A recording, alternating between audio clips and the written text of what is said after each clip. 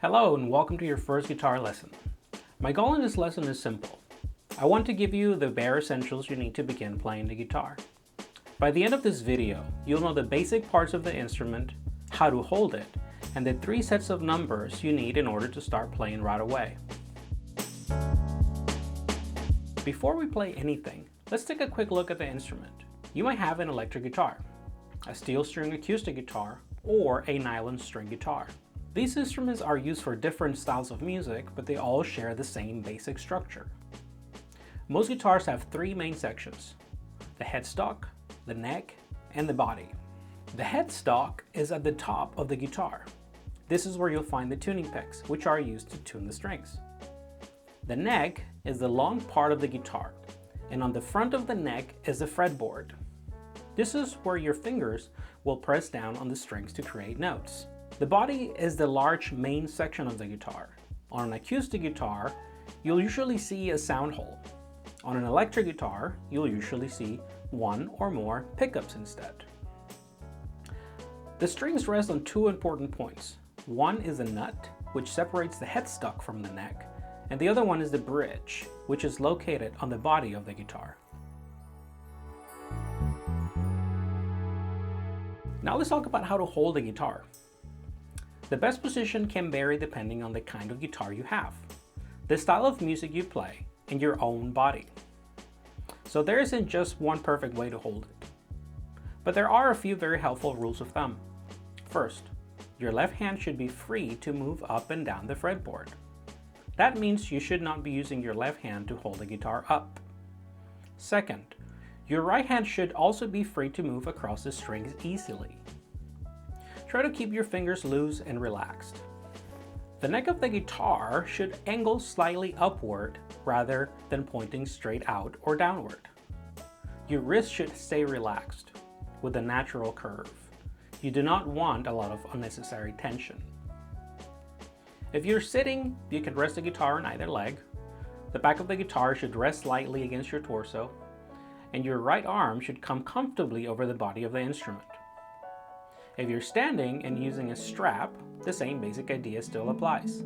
Keep the neck slightly angled upward and avoid positions that force your wrist into an awkward bend. The big goal here is comfort, balance, and freedom of movement.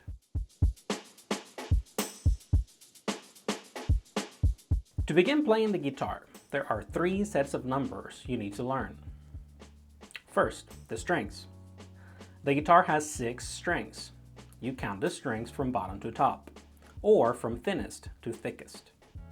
So, string 1 is the thinnest string, string 6 is the thickest string. This is very important because guitar players usually refer to strings by number. Second, the frets. Frets are the metal divisions that run across a fretboard. You count the frets starting near the nut and moving toward the bridge. So, the first space is fret 1. Then fret 2, fret 3, and so on. Third, your left hand fingers. Your left hand fingers are also numbered. They are usually counted like this. Finger 1 is your index finger. Finger 2 is your middle finger. Finger 3 is your ring finger. And finger 4 is your pinky. Once you understand these 3 sets of numbers, strings, frets, and fingers, you can begin playing immediately. For example, I might say, play string 1, fret 3 with finger 3. That gives you everything you need to find the note. Or I might say, play string 5, fret 5 with finger 4. Even though string and fret numbers are the most important, it's smart to start thinking about finger numbers early. This becomes especially helpful later when you begin learning chords and melodies. Now let's use what you've learned. We're going to play on the first string only. As you play, pluck only that string. Try these fret numbers.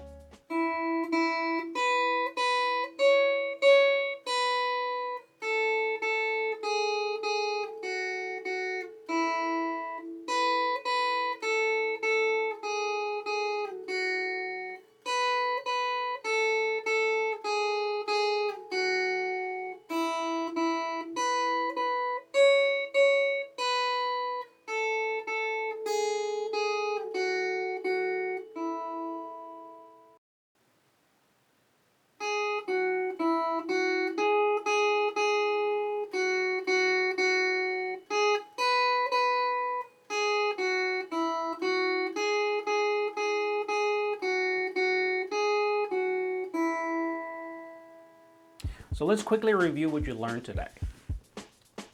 You now know the basic parts of the guitar, how to hold the instrument in a relaxed and functional way, how to count the strings, how to count the frets, how to number your left hand's fingers, and most importantly, you've already used that knowledge to play a couple of tunes.